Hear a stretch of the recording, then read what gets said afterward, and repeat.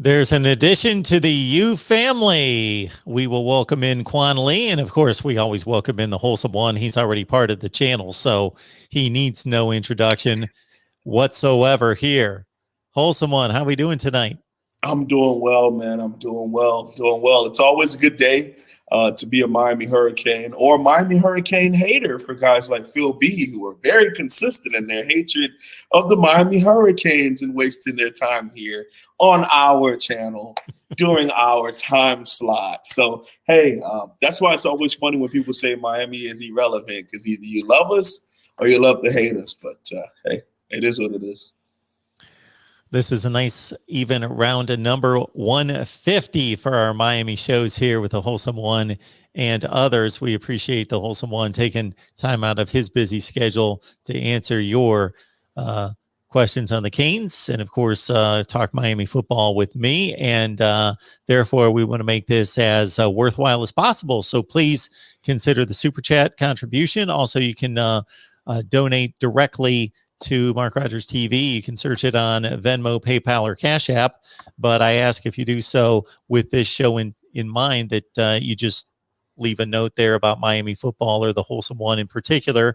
And also keep in mind that we would love to build this on through the summer as we head toward August camp of the season and get as many people in here as possible. So please share the link or just flat out let people know. It's every Thursday at 5 o'clock Eastern time. Every so often we need to make a scheduling change, but basically we've been very consistent at 5 o'clock Eastern time on Thursday with the Wholesome One. All right, Gainesville is another one like that Tallahassee word that's not a good one to say too many times around here, but we're going to do it right here because there's a wide receiver that is now going to wear the orange and the green of Miami, even though he's got Gainesville next to his hometown. That's, of course, Mr. Quan Lee. Yes. It's kind of been in the works for a while. And you talk about a couple weeks ago, Mark, I was here and very excited. And you asked me a simple question. Who is going to be the next commitment to the University of Miami? My answer to you was Isaiah Bond. Now, I turned out to be wrong, and I'll be wrong again. Hopefully I live 100 years, and I'll be wrong plenty of times. But recruiting has a funny way of doing that. So you do have someone who you're all in. You do have someone that you're very excited for them to be a part of your program. And sometimes it doesn't work out, especially when you're in the foundation process of building a program. You really have to get young men to buy into having foresight in what we can be as the University of Miami. And Isaiah Bond went with a program in the University of Florida who's ahead of us right now. Can't have any bad feelings towards the young man. Hopefully you go ahead and have a really good career. And even if he still keep a good relationship with him, because you never know if the young man is going to put pen to paper and sign with the University of Florida. But the University of Miami went in a different direction. And we went after Quan Lee. Now, Quan Lee is like a 5'11", 6 foot, 175-pound track guy. Okay, he has I think it's 11.16 and a 110, 100-meter dash. So something I've never gotten that fast, Mark. I'd never be that fast. He's kind of moving. You watch his film. He had over 1,000 yards and 12 touchdowns last season. He has jets. He can fly. Okay, and team speed is something that Miami used to have always had. You knew a couple things when you watched the University of Miami for the last 30 years. The wide receivers were going to be probably amongst the best group in college football. They were going to have a very tenacious defense, mostly a defensive tackle, linebacker, and safety. Their corners and DNs were kind of, they're going to be good players, but you expected a big arm QB, a really good running back, and some blazing wide receivers. And a lot of those things you haven't been able to say about the University of Miami football program. But adding Quan Lee adds to the team speed that we need to be able to separate at the next level. I mean, to be honest with you, Mark, a lot of the big problems is some guys have been fast going straight. Some guys are kind of just east and west people. You got to be able to have a little bit of that balance and mix that speed with being able to stop and route run. Now, when you watch Quan Lee, a lot of his stuff are ace jets and bombs and posts. So the route running may be something that we'll have to work on and build with him. And I trust Coach Rob Likens to be able to do that, or whoever the future Miami Hurricanes wide receiver coach will be, to be able to implement being able to move fast, break down, and change the direction, which is something very important at the wide receiver position. But I'm excited for what Quan Lee can bring to the table. I think you talk about a blazer. You talk about someone who can play. You can be your number 2 or your slot. I think he adds a little bit more to you as a slot guy going up against nickels and safeties, as opposed to being on the outside. But I don't want to limit the young man and what he can be and what he can do. But as of right now, I think that's the place where he can really help you out. I don't know if he's a punt kick return guy at this level just yet, but he does still have a senior season to go through, and maybe being committed to Miami this early he's gonna want to add a lot more to his film to bring to the table to get on the field as soon as possible at the University of Miami. So I really like it. I'm happy about it. He brings a smile to my face. We're happy to get our second commitment. This staff has been very, very particular in who they extend committable offers to and who they accept commitments from. So they see something that he can bring to this table. I see something. Our fans see something. So I think it'll be a great lineup. And Quan Lee, welcome to the U, buddy. You guys know the drill. You ultimately produce the show. So leave your comments, your questions, your debate topics, whether those be just for the Wholesome One or whether I've got something to weigh in on, and leave them right there in the live chat. And of course, the super chat is on. Also, Venmo, PayPal, and Cash App. Just make sure that you designate that this is the Miami show. All right, because we want to keep this going for a long time. And we are pumping out the content and hope you enjoy it and the live streams. And this Thursday, 5 p.m. Eastern time slot is because of this guy right here. This guy makes it happen. If he doesn't show up to bring the analysis and deliver, we've got no show. So he's here. So we hope you appreciate what he brings to the table. All right. Absolutely. That's the least I can do. You know, you made a comment to me before we started to record that leads us in a direction that I don't know if we've exactly ever had this conversation, that when people think about building a program, when they think about, in Miami's case, the great dynasties of the past and trying to get back to that level, or whether it's an Iowa State or Kansas situation where you're basically trying to build a program that nobody's ever seen. That the head coach is the focus. The head coach, who can we get to be the head coach? And obviously, he's the most important portion of the equation. And then who he brings along is a coaching staff. But there's a player element to that you mentioned to me before we started to come on here, in regards to there's usually a couple players that were instrumental in changing the attitude, changing the environment, changing the work ethic, changing the mindset toward 7-5 will do it. That's fine. We didn't get embarrassed. We're okay. To no, we work, we dominate.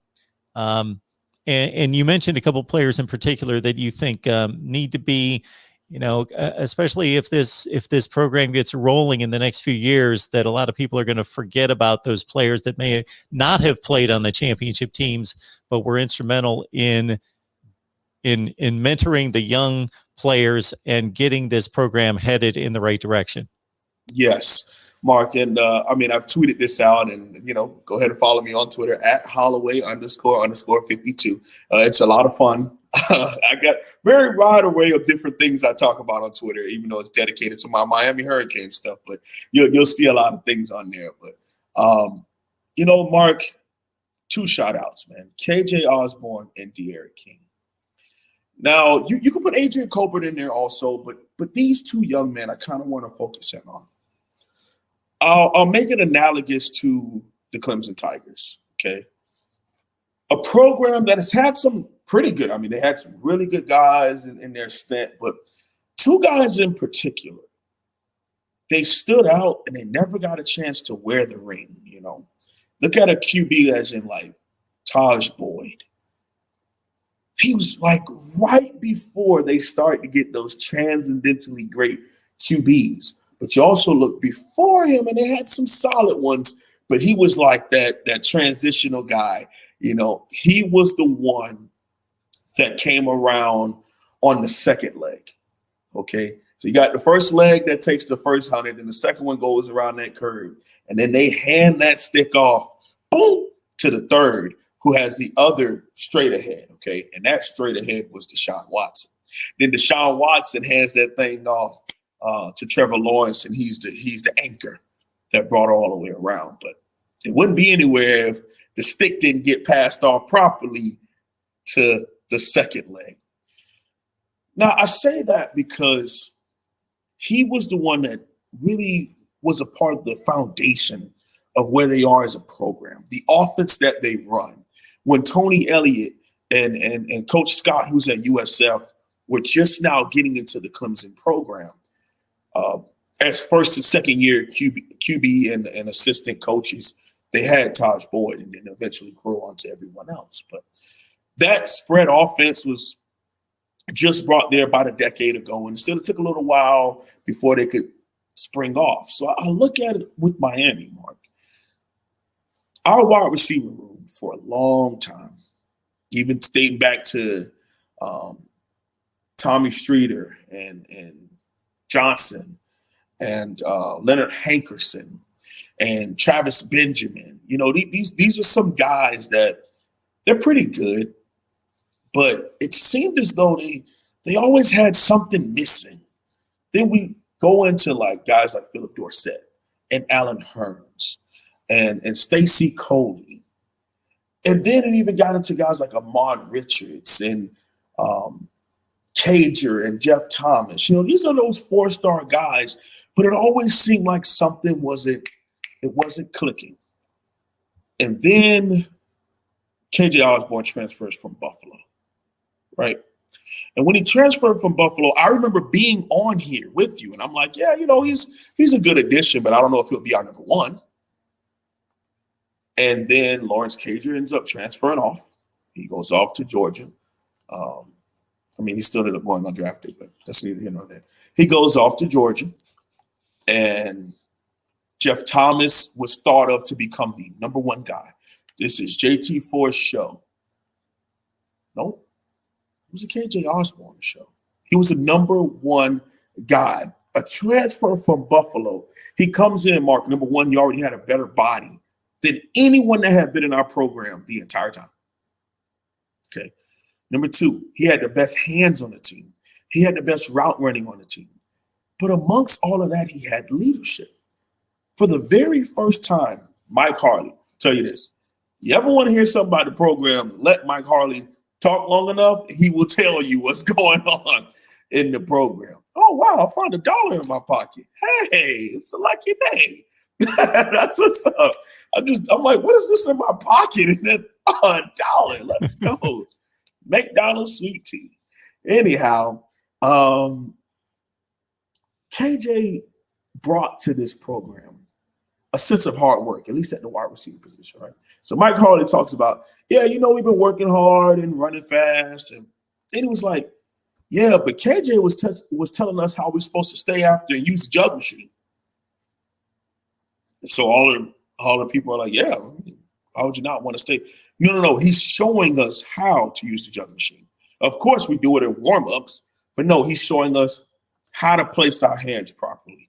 He's showing us how to be able to stand up close to it and put your hands up to it, how to move your arms while you're looking at it, and then when it shoots, wait the last second and boom, how to even run routes in front of it to get your timing route of when the ball is supposed to be leaving the QB's hands.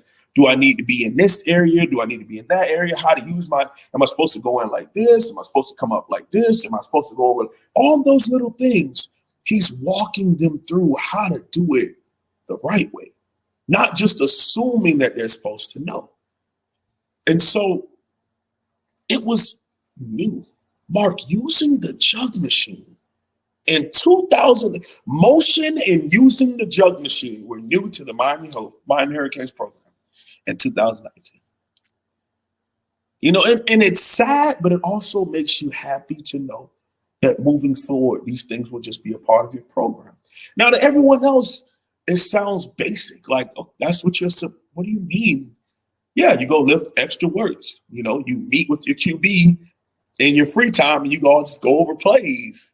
You stay afterward, you get a key fob to the building, and if you wake up at 3 a.m. one day, you should be able to go in and watch film. Yeah, we weren't doing that. That's all new.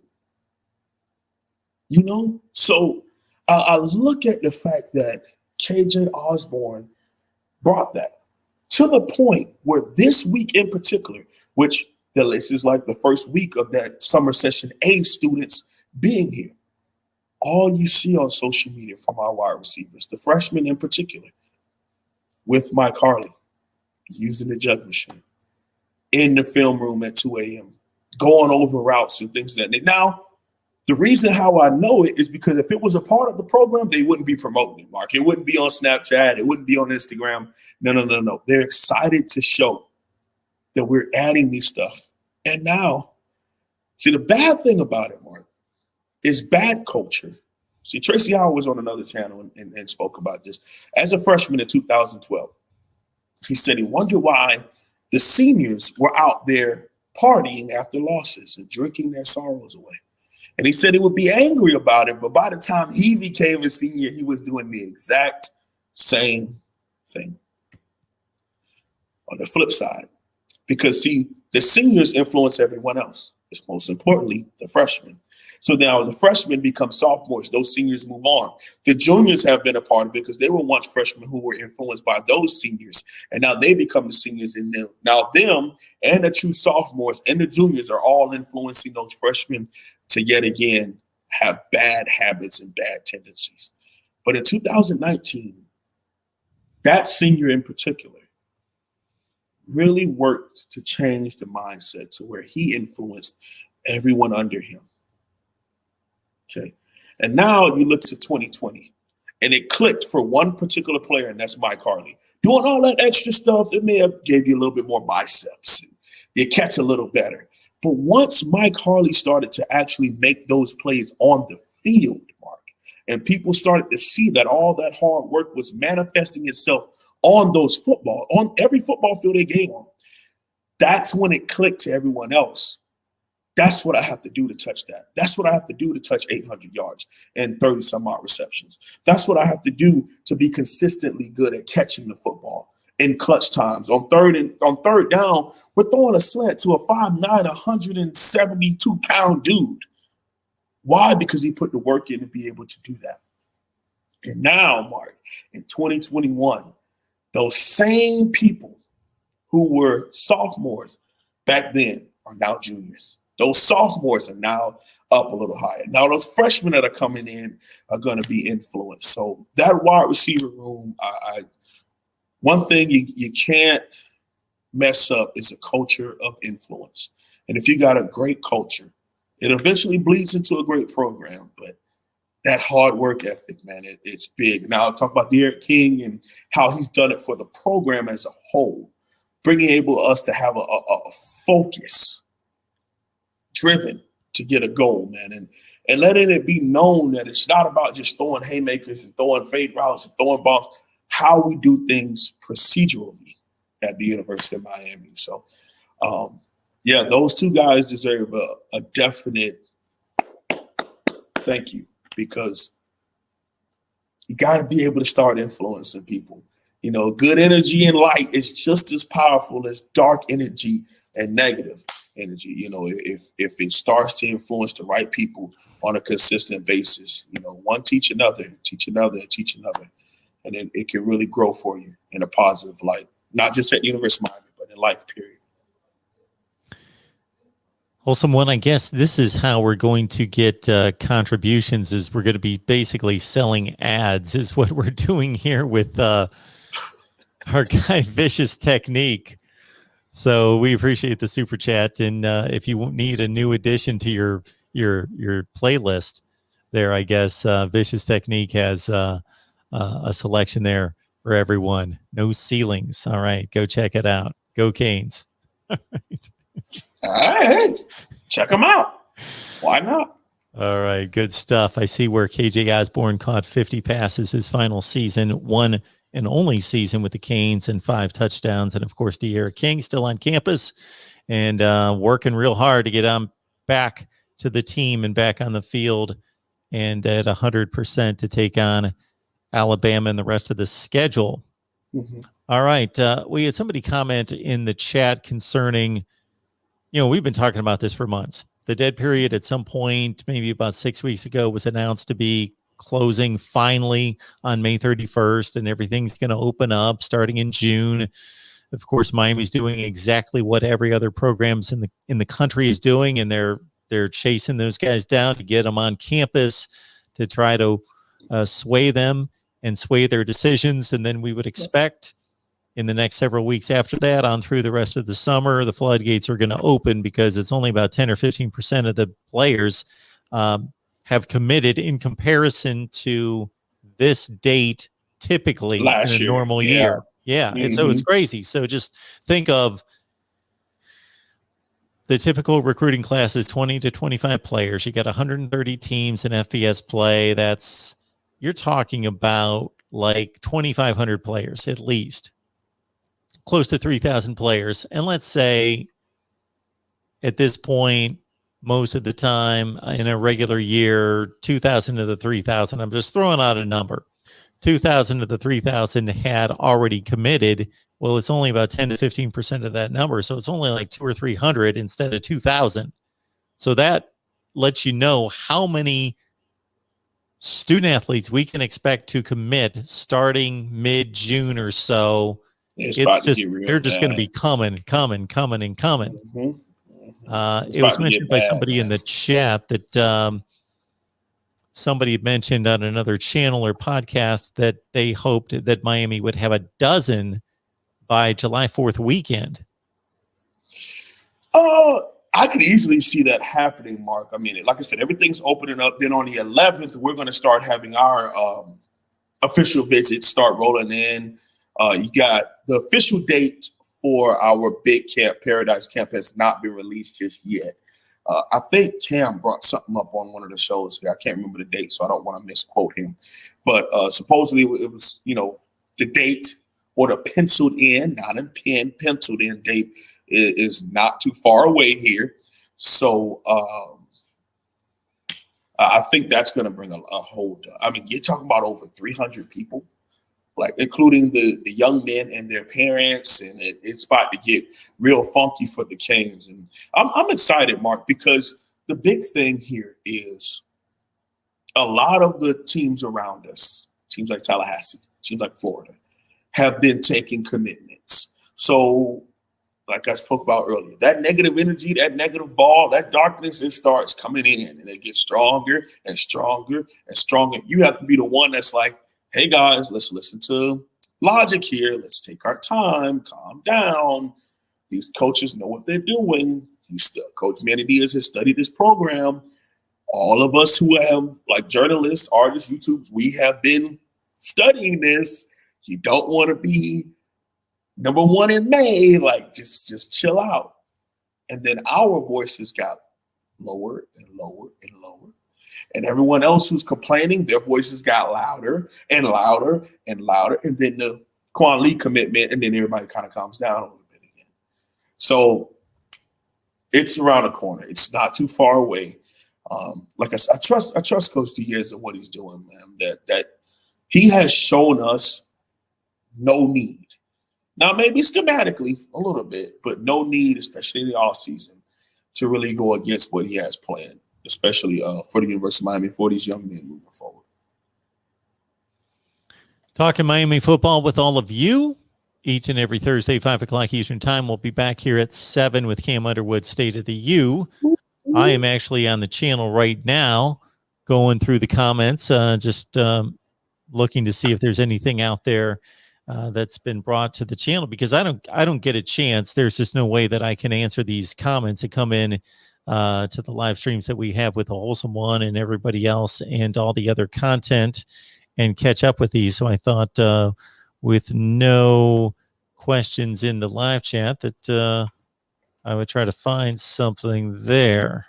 I have a question for you then, Mark. Sure. What are some of the college football traditions that you just can't wait to get in front of a camera to see? Now, here's why I asked this question, right? I'm watching the Knicks and Atlanta game yesterday. Sure. NBA, right?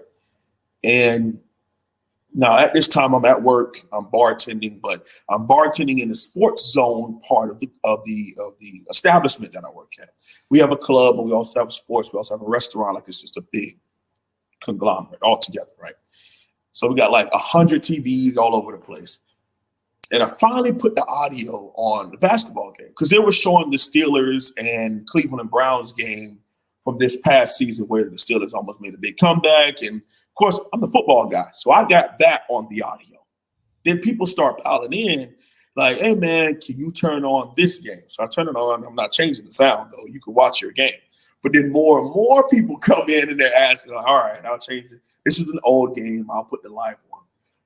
And Mark, I was so taken back when the Knicks were getting back in that game and to hear that crowd. It almost brought me like emotional to hear them again because we spent a whole almost 16 months not being able to experience that. Now, of course, some of them had on masks, but halfway through the game, they took them off and just experienced living in that moment. And I know college football has a lot of those. You've been watching college football double the time I've been alive.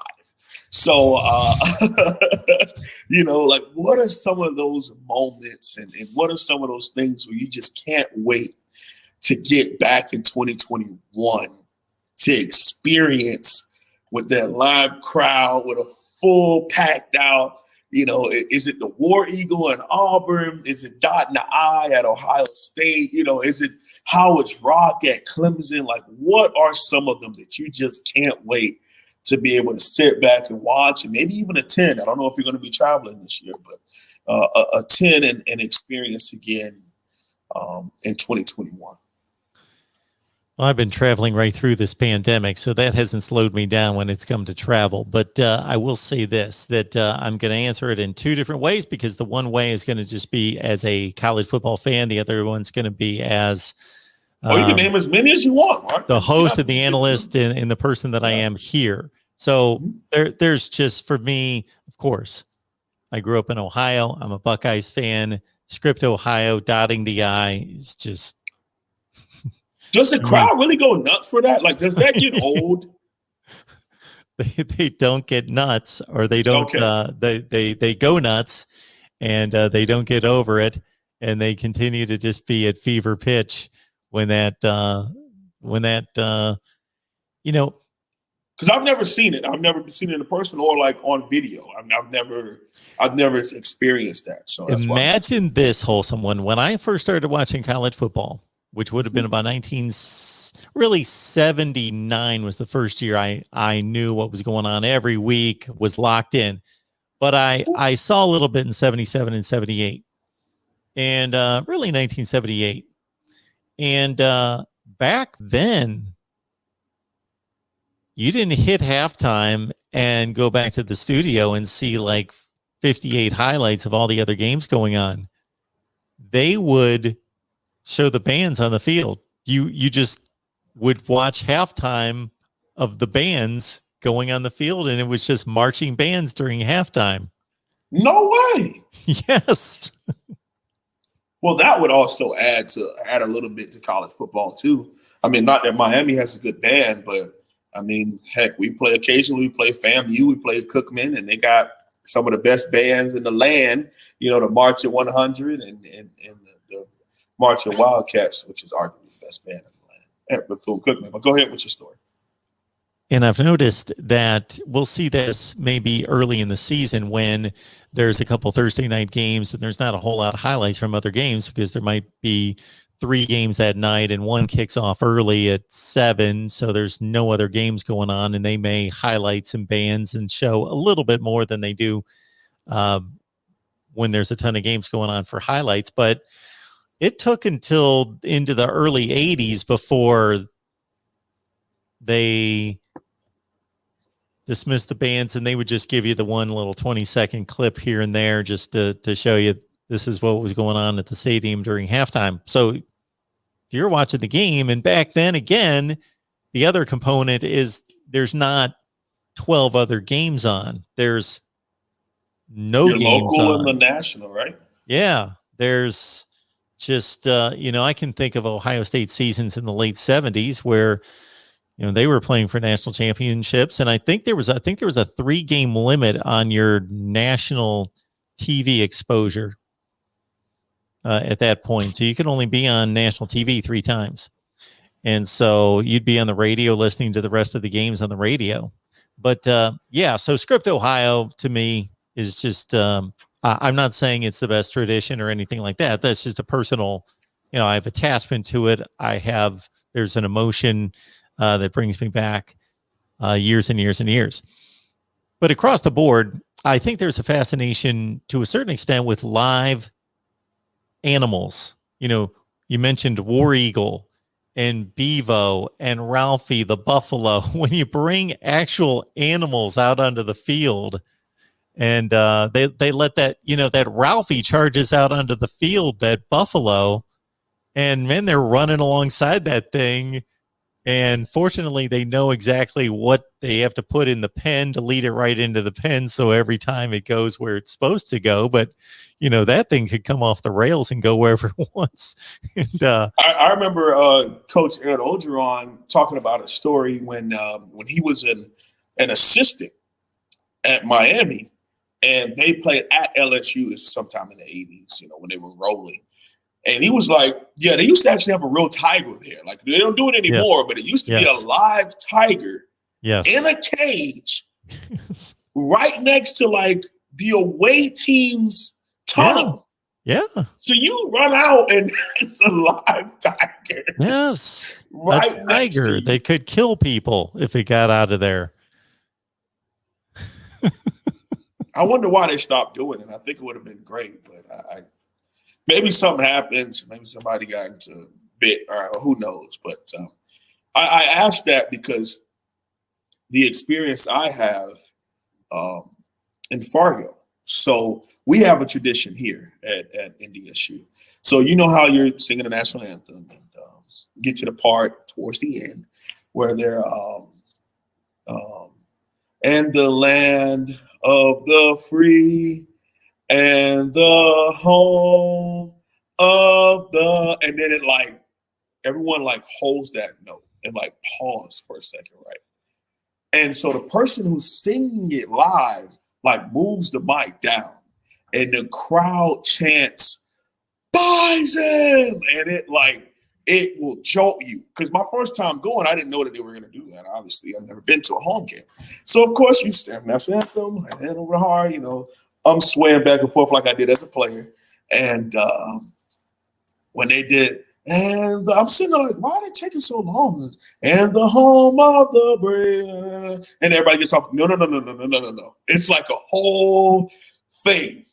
And so when they chant, and the home of the Bison, and then a second goes by, lights go out, and then they start jumping up and down and flashing the green and gold lights. And then the countdown comes for us to run on the field, right? But here's the thing. The away team is already on the field first. So they get a chance to sit and experience that whole thing before we even run out of the tunnel. So, listen, I was like, oh, they are not going to win this game. Could you imagine the national anthem being remixed and then the lights go out and fireworks start booming? We running out of green smoke and you got 20,000 people going nuts and it's only 200 away game tickets over there in your side of the stadium. It's a tradition that people wouldn't know about because we don't get a lot of televised experience here except for in the playoffs. And they don't really allow us to do that particular thing in the playoffs because it's supposed to be a neutral site. You're not really supposed to have the home field advantage. But I've only ever experienced, of course, running out of smoke at Miami. And that used to have a little bit more of a nostalgia thing at the Orange Bowl than it really does at the Hard Rock, if I'm being honest with you, because the camera would focus in on us, running out of the tunnel. They would make sure that is on the camera of of the smoke, and it's just a big wall of smoke and all these people over there, and then the team comes charging out of that smoke. But now it's just like Memphis runs out of smoke, Cincinnati runs out of smoke. So yet again, Miami starts something and then everybody else takes it. 4's up. We did that before the fourth quarter. Now everyone in all of football does 4's up. So it's wild. What other tradition have I seen in person? I've never gone to a Tallahassee game. I pray I don't ever have to put myself in that situation. I would be a very angry man. What else have I been to? Been to the Florida Classic, Bethune-Cookman and FAMU. It's a really good one. When we played Florida in that neutral site game, I've been there too. But like, what other early game experiences have you either been or heard of, or like just amazing? Because that Land of the Bison thing, that was jolting. Have you ever heard anybody else do something like that before? Like home of the, and then the crowd chants something else. Have you ever heard that before? I do think that's done somewhere, but I can't put my finger on where it's done. Now, at Ohio State, their official song it's kind of the official rock song, that's what they say, of the school is Hang On Sloopy. I don't know where that started. I've heard the story before. I don't remember it, but when they're singing Hang On Sloopy, then they sing Hang On Sloopy and they go, O-H-I-O. They go through that whole thing. So most of my exposure to college football in person was in the SEC. Oh.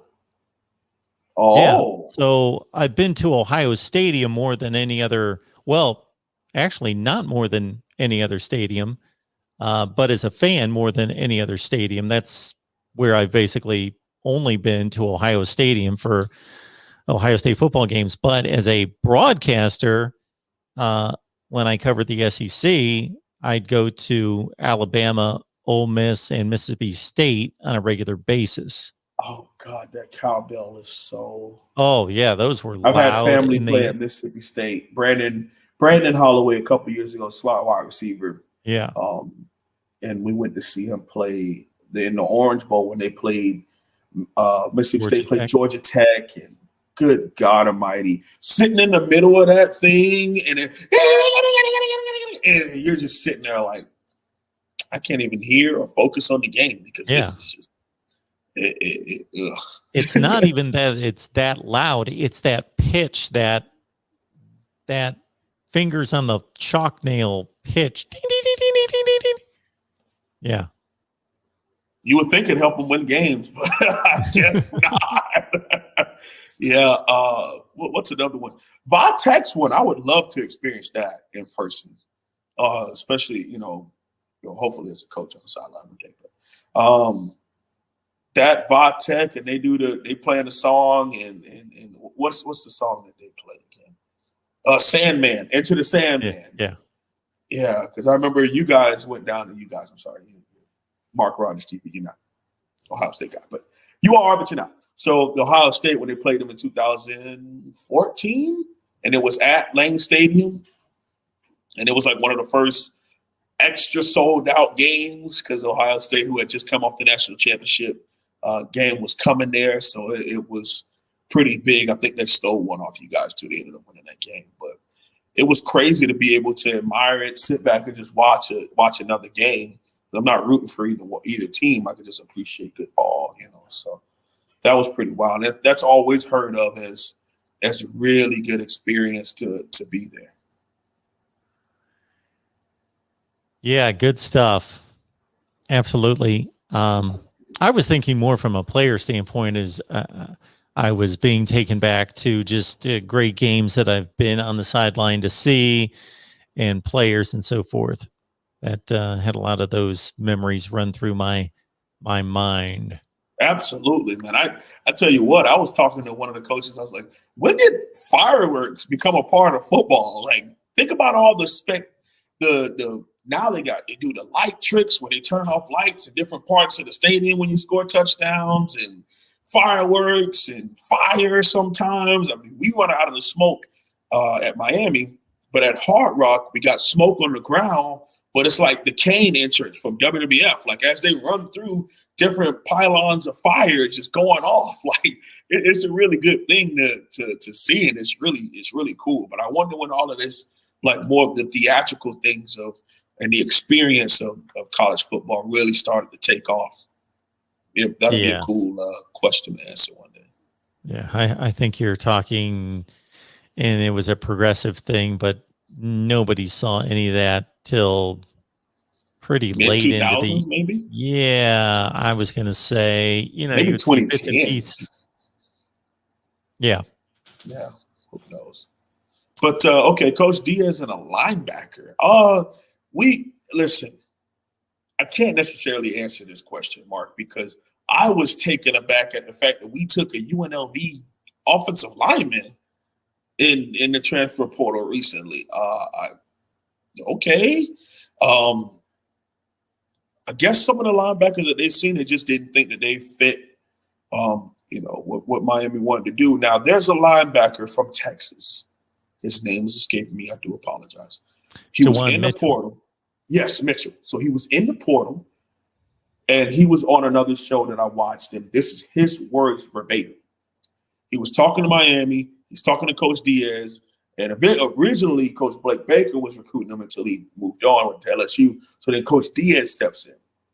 And Coach Diaz let it be known, I need you for 2 years. So he wants to just do 1 year and head out to the NFL. He doesn't want to do 2 seasons in college. And so Coach Diaz is like, hey, man, I'm keeping on it with you. I need you for 2 seasons. If you come here, I need you for 2 seasons, not just 1. So that's where the kind of drop off between him and Miami. So I originally was under the assumption that he didn't really fit our scheme, but I was wrong. It's more about the fact that Coach Diaz was recruiting him. Our head coach / DC was his main recruiter. It just did not fit as far as how long he wants to still be playing college ball. Now, the Vanderbilt linebacker is still there, and Miami is still actively recruiting him. So we will see what happens. So I would just keep an eye out for that. And Mark, like you said last time, every couple of hours we're hitting that portal, transferportal.com or something, whatever, just looking it up to see, because so many people are entering the transfer portal over and over and over every day, especially post spring, where a lot of those battles were basically well known. And also, Mark, I didn't know if you knew this, but Amon Richards was on the show last night. He let it be known, Mark, that you cannot transfer to a school that you went to on an official visit as a prospect unless you go on an official visit, a part of the transfer portal as a transfer. I did not know that rule at all. I did not know the rule, and I'm trying to figure out why the rule exists. I don't know, but he let it be known that his brother, who ended up going to UCF, was going to be coming to Miami, but NCAA rules did not allow him to commit to Miami or sign with Miami because of the fact that he had went there on an official visit as a recruit and not an official visit as a transfer. So I guess we got young men committing to schools that they've never been to before. So I mean, that's just what he said. That's just what he said. Somebody's got to explain to me why that makes any sense, because think about it as a COVID year, Mark. There was no official visit, so you just had to pick a random school and say, "Oh, well, you know what? I'll go there."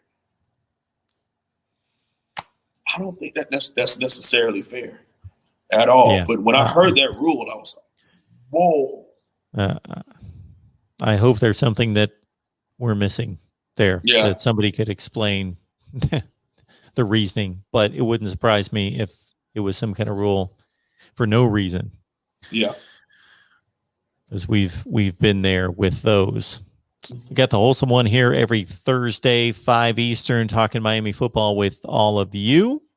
We addressed the transfer portal, and I saw a listing of 247 Sports where they listed the top 100 players They did evaluations on all the players in the transfer portal, the players that have either moved on to another team or those players that are still in the portal. And they had Tyrique Stevenson very highly ranked as somewhere in the vicinity of the 7th best transfer portal player. I think that was his ranking.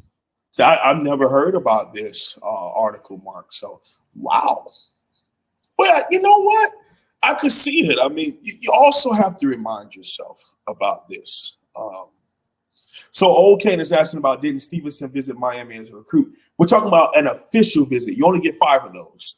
You can go on plenty of non-officials. You can go with your team or whatever, but an official visit, you only get 5 of those in today's ball. And Miami was not one of those 5 official visits for Tyrique Stevenson, to answer your question, Old Kane. Thank you so much for the question. Thank you for being here. Hopefully you hit that like button and the subscribe button.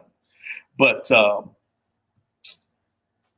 Tyrique Stevenson, man, Mark, I'm going to tell you this much here. I think people are taking into account you're joining Miami. You're going from the SEC, the best conference. Okay. Now, also, the Big Ten was a part of a big conference. Close for a little bit there. But now the SEC is kind of, okay. And you're coming down to the ACC. Coastal. I think it's weighing on a lot of people's minds that Miami, that transfer. And also look at the success of Miami Hurricanes transfers. Okay. Adrian Colbert transfers. This is before the portal, but we can go back. Transfers to Miami. He ends up being a draftable player. You look at De'Aaron King and his success transferring from Houston. Look at light-skinned warrior Bubba Bolden. He's listed as a top 75, top 100 pick for the next NFL draft. And he's had a lot of success over the last 2 seasons as a transfer to Miami. Quincy Roche goes on to be a 6th-round draft pick, comes to Miami by way of Temple. You look at Jalen Phillips. He's a 1st-round draft pick, 18th overall, a transfer from UCLA. So I think that also weighs a big part into it, is that Miami has been very successful in evaluating, bringing in, and also helping to develop transfer prospects. Now, we got to be able to do it with recruits, Mark, to the same level that we've been able to do it with young men who've on other active rosters who transferred to Miami. But I think it's a great lineup for Tyrique Stevenson to have a really good season. My only thing is, I wonder if people are even going to try to throw his way. And my question, if I'm being bluntly honest, I would try DJ Ivey 80% times way before I try Tyrique Stevenson.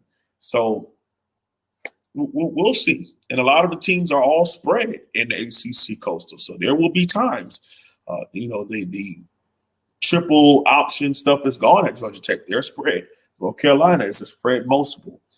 Duke is a spread. So Pittsburgh is a little bit more the old school, but they're still spread in some aspects too. So the ball will be thrown, and I think Tyrique Stevenson is going to make it his ball plenty of times. So I'm hoping he lives up to that, because I remember last year, Quincy Roche and Jalen Phillips were high on that list, and they gave us great production at Miami. Wholesome One, this may be a question for future weeks as we dive into this period of, again, all these visits to campus and student athletes determining where they want to go. But there's always within the recruiting process that that situation where in certain positions with certain athletes you're going after, you have really good options to back up that target. So you've got, let's say, a number 1 wide receiver that you really want. But if he doesn't come, you've got a 2nd, a 3rd, a 4th option that you're really comfortable with because they're nearly as good. Then there might be some other targets that you've got out there where you are really banking on that D tackle because you don't have an option that's anywhere close, and you're really going to fall off the cliff and have to reach to a lower level player to fill that need, because obviously you got to fill positions. So you've got to have a certain balance to your signing list at the end of the day on National Signing Day. And so anyway, just put that in your back pocket. I don't know if you have any thoughts about that right now, but just in terms of which players, when we start talking about all the targets and all the visits that are coming over the next several weeks, who are those players that are almost must-haves, not just because of their great talent, but because those second and third options aren't nearly as good as they are, where there are other targets that could be really talented players, but aren't a must-have because there are other viable options that are close to the same status. That would, Mark, I don't even know if I can give you a good answer right now. That's something I would have to take. We can answer that next week. We'll start that off with next week's show. Sure.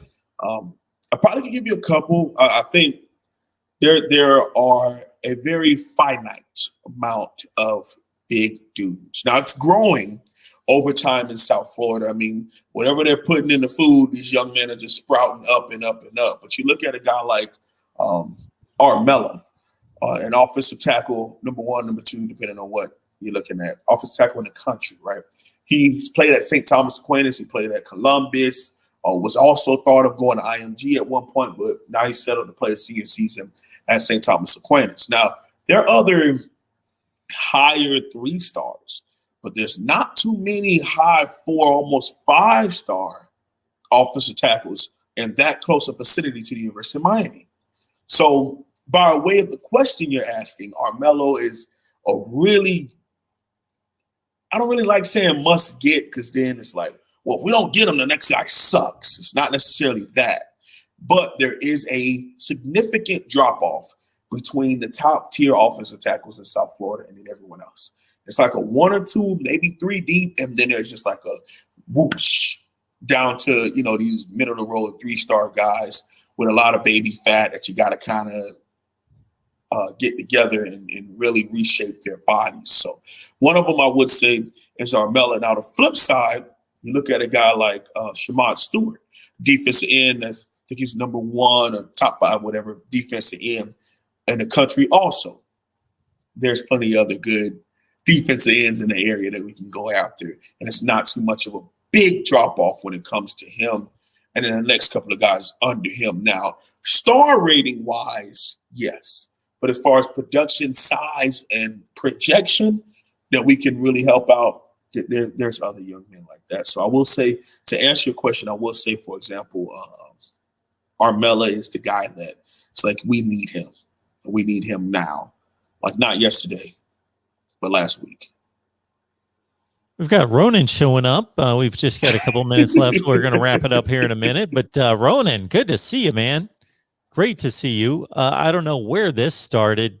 Which one of our number 8s broke up the more passes last season? Where's that coming from? Mark, he's talking about D. Wiggins and his drops. Whoa. Yeah. All right. Nice. Yeah. Okay, man. It's been an ongoing joke. They were like, well, why don't we just put Pope and Wiggins on defense to make them play corner? Because they go drop passes like DBs. So,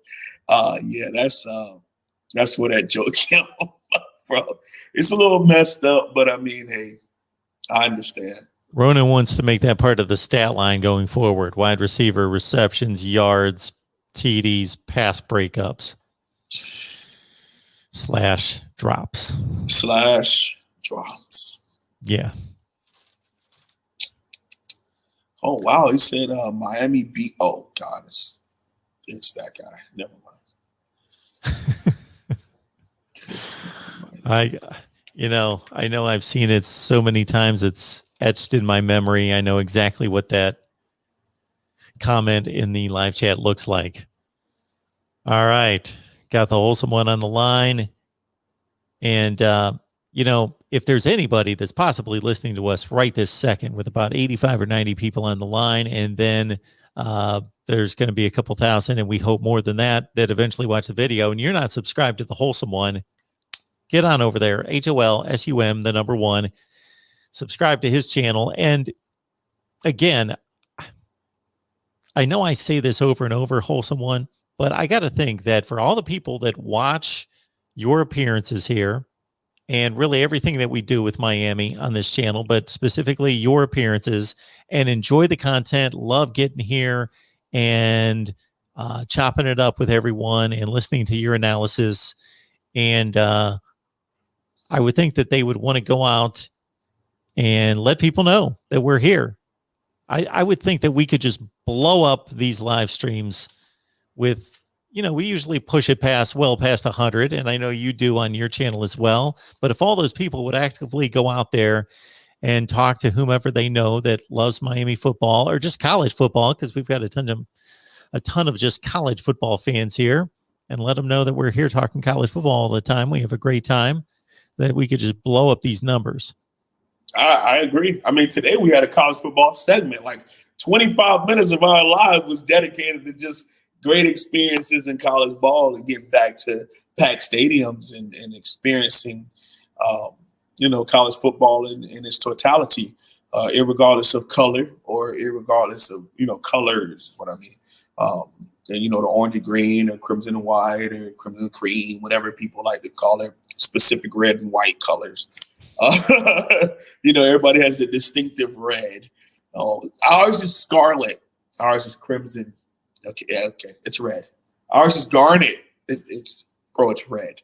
But I understand there's different hues of red. Obviously, I'm not an idiot, but man, I think the college football landscape is growing, and so much has been kind of held back. We basically had a season where it kind of felt like a blip on the radar, not really a real season. So being able to hear those roars and hear the chants, and like you said, the dotting of the I, running out of the smoke into crazy fans at Miami. I can't wait. I can't wait to experience it, and I can't wait for us to get packed here at the Dome, so we can hear that Bison baby in the middle of the national anthem. God, it's a good feeling. So I appreciate you, Mark, for always having me on weekly. And hopefully next week we'll have even more good news, and I'll get on that answer to the question for you next week. We'll be back in about 45 minutes, everyone. More Miami talk right here. Wholesome One, you have a great rest of your day, and we will see you soon.